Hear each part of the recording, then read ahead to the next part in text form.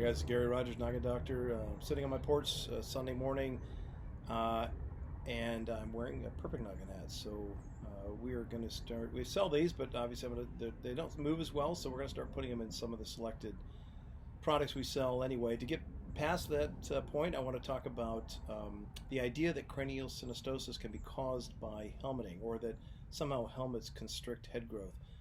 This has been promulgated. I've heard this promulgated by pretty well-known craniofacial surgeons too, who suggest that helmeting can in fact induce craniosynostosis. There are some data both in lab as well as clinically. We wrote a paper that suggests that compression, significant compression of sutures, can in fact fuse them. But that's not how helmets work. The way helmets work is they work by holding certain areas of the head that are overgrown, and by releasing areas that are undergrown, the flatter areas, and allowing those flatter areas to grow out. So they're acting more as a brace rather than some type of compressive device. So the mechanism is not at all comparable to what would be done in a lab, or studies that have been done with twinning and in animal studies. This is not compression.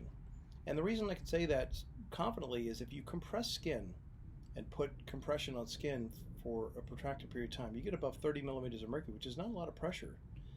You will break down the skin. So a helmet that would compress like that, so-called active helmeting, where you're pushing on the head, can in fact break the skin down, and will break the skin down. Take your elbow and just sit it on a counter for a long period of time and start feeling pain. That's the skin starting to react, become ischemic, and eventually if you do that long enough, just like we get kids who have pressure ulcers, the skin will break down and degenerate. So a helmet could not compress significantly, or it would cause that problem. So again, this is alleviating, just redirecting growth, not compressing and molding like clay. And one of the best studies that showed that this is not the case was done by Cranial Technology, by Tim Littlefield and his group, early on in helmeting process, because this came up. People said, hey, this is a bad thing, it's going to cause problems, it's going to cause compression of the head, make the head not grow. And in fact, they showed that the head circumference growth stays right on track throughout the helmeting process. And that has been duplicated a couple of times actually, and been shown empirically to be the case. So now you know the real story. So when someone tells you that the helmet's bad, it's going to cause compression suture, it's going to cause these issues, the answer is no. That's not been borne out of over now what 40 years of helmeting since 1979. Okay.